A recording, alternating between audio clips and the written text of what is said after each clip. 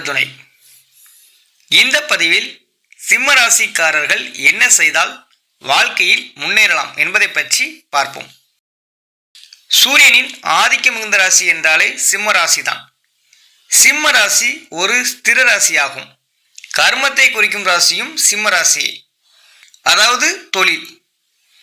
பஞ்சபூதங்களில் நெருப்பு சக்தியை குறிக்கும் ராசியும் சிம்மமே. ஆண் தன்மை உள்ள ராசி சிம்ம ராசியாகும். சிம்ம ராசியில் மகம், பூரம், உத்திரம் 1ஆம் பாதம் என மொத்தம் 9 நட்சத்திர பாதங்கள் உள்ளது.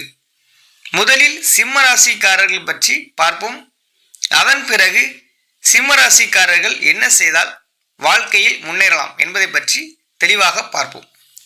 சூரியனின் ஆதிக்கம் மிகுந்த ராசி சிம்மமே.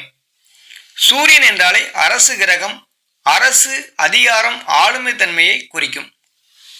சிம்ம ராசியில் பிறந்தவர்கள் நல்ல உறுதியான மனம் கொண்டவர்கள், தைரியசாலிகள், நல்ல அதிகாரம் மிக்கவராகவும் ஆளுமை தன்மை உடையவராகவும் இருப்பார்கள். தர்ம சிந்தனை கொண்டவர்கள், அநீதியை எதிர்த்து போராடுவார்கள். சாஸ்திர ஞானம் இவர்களுக்கு உண்டு.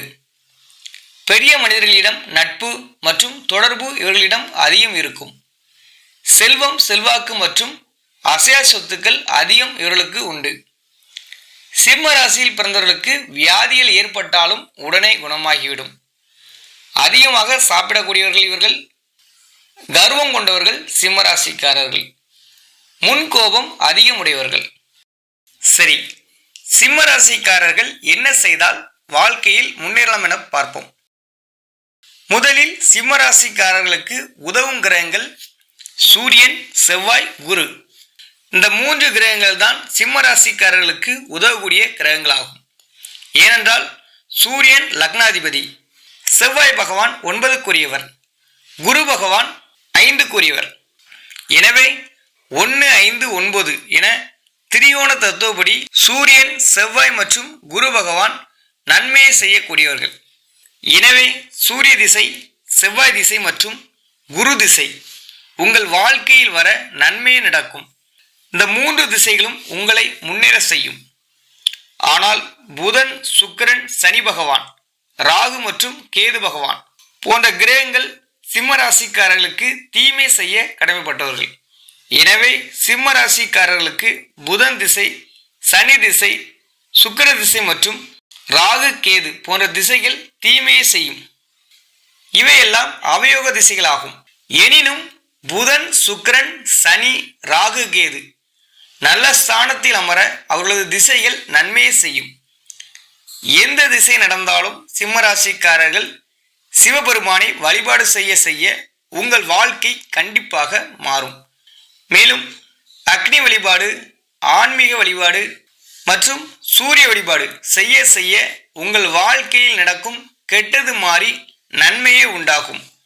மேலும் ஞாயிற்றுக்கிழமை அன்று மாமிசம் எதுவும் சேர்க்காமல் இறை வழிபாட்டை மேற்கொள்ள வேண்டும். கண்டிப்பாக உங்கள் வாழ்க்கையில் மாற்றம் உண்டாகும். இந்த பதிவில் கூறியது எல்லாமே எளிதான விஷயங்கள். இதை கண்டிப்பாக சிம்ம ராசிக்காரர்கள் முயற்சி செய்தால் 100% மாற்றம் நிகழும். மிக முக்கியமாக கவனிக்க வேண்டியவை, சிம்ம ராசிக்காரர்களுக்கு சாதகமான திசை சூரியன், செவ்வாய் மற்றும் குரு திசை. சிம்ம ராசிக்காரர்களுக்கு பாதகத்தை செய்யும் திசை புதன், சுக்கிரன், சனி, ராகு மற்றும் கேது பகவான். எனவே எந்த திசை நடந்தாலும் வழிபட வேண்டிய தெய்வம் சிவன், அக்னி வழிபாடு மற்றும் ஆன்மீக வழிபாடு, சூரிய வழிபாடு செய்யலாம்.